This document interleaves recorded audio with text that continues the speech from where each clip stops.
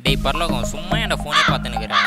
டேய் ஃபோன் எடுத்து உள்ள வைடா. டேய் கிருப சர்ச்சில் பாசு சொன்னது நடக்குமாடா? அதான் பரிசுத்தம், எனக்கும் ஒன்றும் புரியல. ஏசாப்பா திடீர்னு வருவாராம், அப்புறம் பார்த்தா ஸ்வைன் எல்லாரையும் தூக்கின்னு போயிடுவாராம். அதான் என்ன கதைன்னு ஒன்றும் புரியல.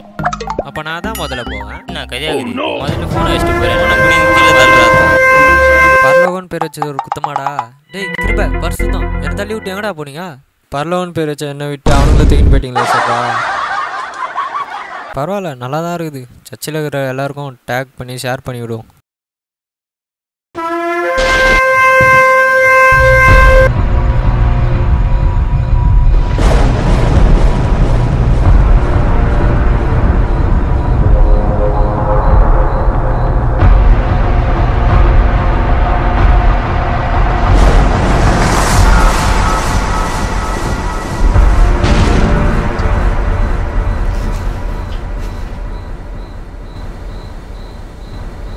கனவா?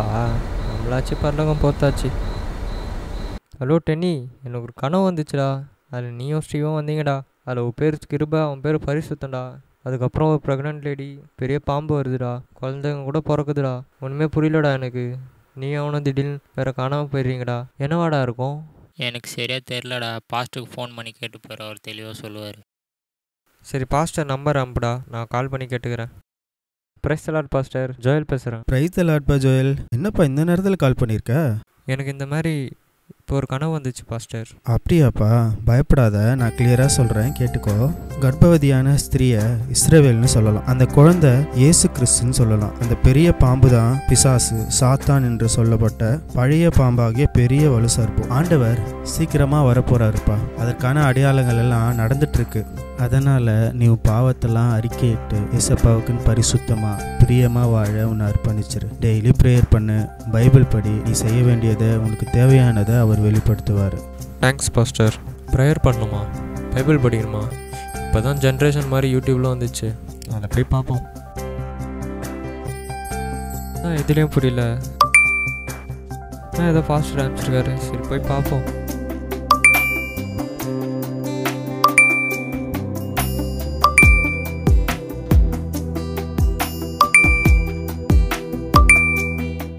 எனக்கு பிடிச்சதெல்லாம் உமக்காக தூக்கி போடுறேன் சப்பா.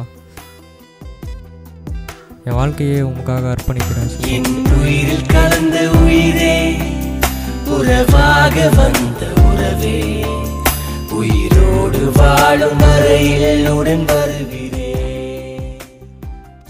ஆண்டவருடைய வருகை இப்படி தான் நடக்க போகுது. அடுத்ததா எல்லாரும் எதிர்பார்த்திருக்கிற சபை எடுத்துக்கொள்ளப்படலாம், அதாவது ராப்சர் நடக்க போகுது. பைபிளில் முதலா ஏனோக்கு தான் மரணத்தை காணாதபடி எடுத்துக்கொள்ளப்பட்டாராம். பைபிள் ஏனோக்கை பற்றி என்ன சொல்லுது? ஆதியாகமம் 5:24 ஏனோக்கு தேவனோடு சஞ்சரித்து கொண்டு இருக்கும்போது காணாமல் போகிறார், தேவன் அவனை எடுத்துக்கொள்ளப்படுறார். அதே போல் எபிரேயர் 11:5 விசுவாசத்தினால் ஏனோக்கு மரணத்தை காணாதபடிக்கு எடுத்துக்கொள்ள போகிறார். அவன் தேவனுக்கு பிரியமானது என்று அவன் எடுத்துக்கொள்ளப்படுகிறார், முன்னமே சாட்சி பெற்றான்.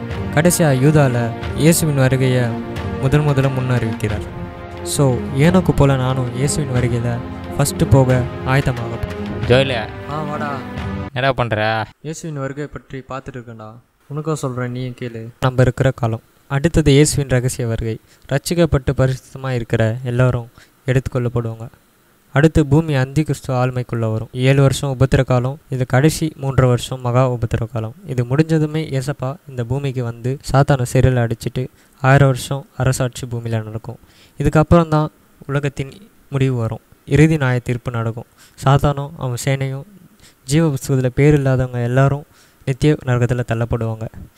ஜீவ புஸ்தகத்தில் பேர் எழுதப்பட்ட எல்லோரும் பரலோகத்தில் ஆண்டவரோடு நித்தியமாக இருப்பாங்க.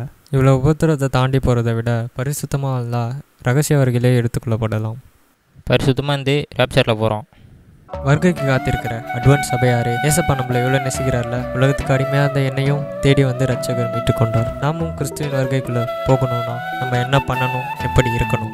எனக்கு போல விசுவாசமாக தேவனுக்கு பிரியமாக இருந்து அவரோடு சஞ்சரித்து பரிசுத்த ஆவிக்குள் ஜெபம் பண்ணி தேவனுடைய அன்பில் நம்மை காத்துக்கொண்டு நித்திய ஜீவனுக்கு ஏதுவான அவருடைய இரக்கத்தை பெற காத்திருப்போம். முக்கியமாக நம்மளால் முடிஞ்ச வரைக்கும் நம்ம ஃப்ரெண்ட்ஸ் அண்ட் ரிலேட்டிவ் மற்றும் இயேசுவை அறியாத மக்களுக்கு சுவிசேஷம் சொல்லி இயேசுவிடம் சேர்ப்போம்.